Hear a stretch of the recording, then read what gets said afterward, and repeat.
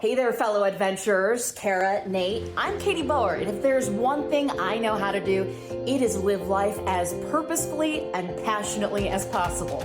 We go about 3.5, 4 Gs. From soaring the skies to diving into the deep, my life has been a whirlwind of exhilarating experiences.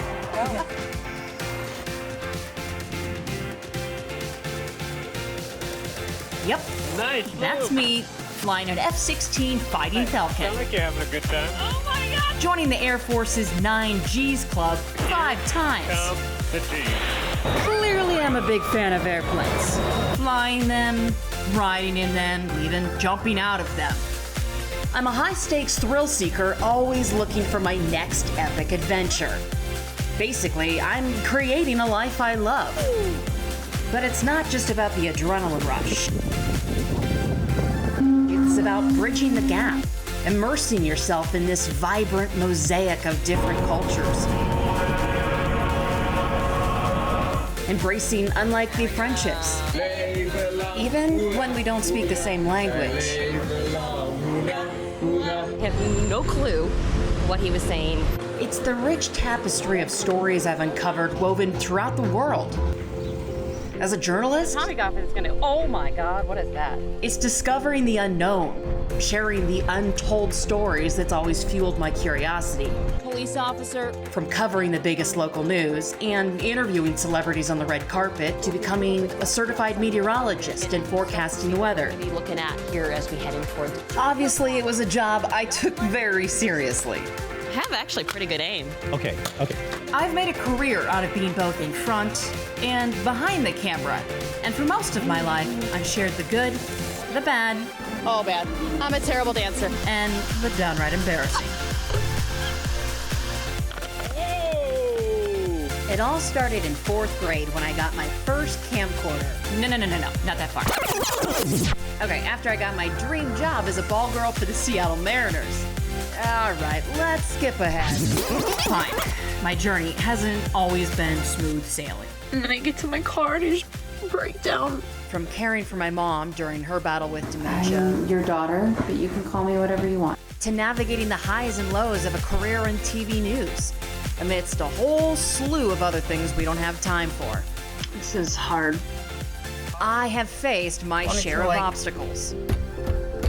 And through it all, I've emerged stronger, more resilient. Have those little frustrations here and there.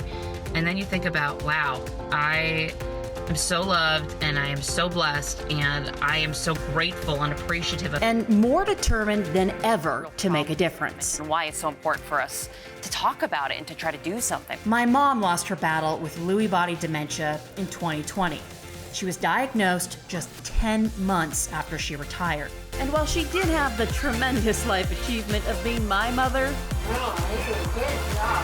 she had so many goals left unchecked. She constantly talked about the life she'd live once she retired.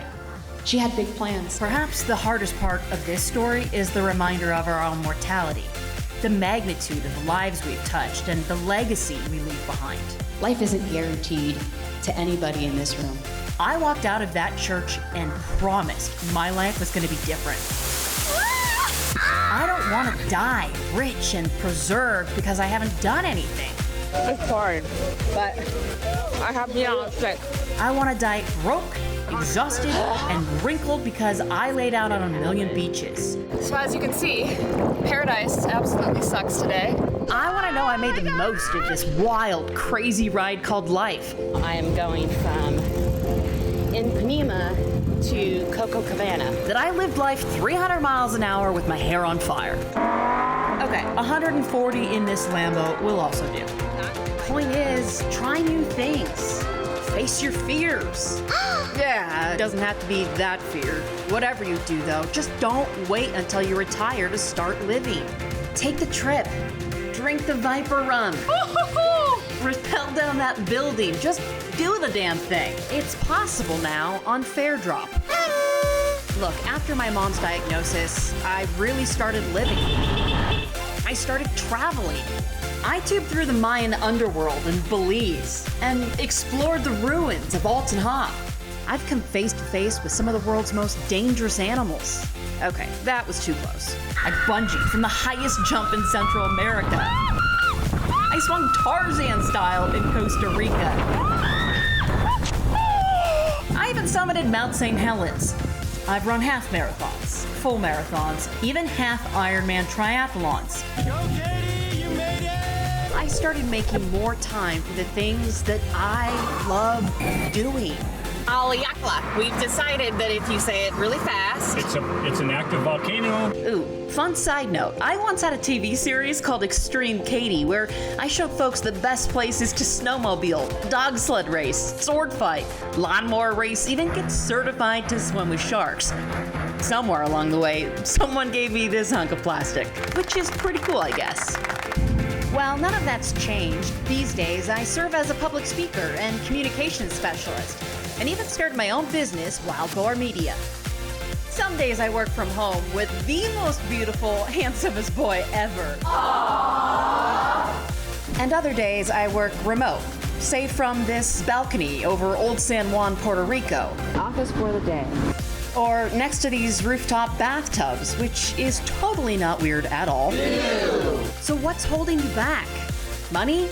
Stay in a hostel. Travel companion? Just go by yourself. Do I look like an idiot talking to myself? 100,000%. A alligator right over there. And if it's airfare you're worried about, just download FareDrop.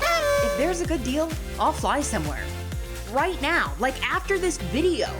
Because not everyone has buddy passes, which is why FareDrop is my new travel insider on flights. The Arnold volcano. So, not to sound like motivational wall art from Hobby Lobby, but I've lived, laughed, and loved my way through a whole lot of this world. I want to rep FareDrop because, number one, duh, it's a dream job, and number two, and probably equally as important, I want to encourage people to find themselves just like I have while traveling the world.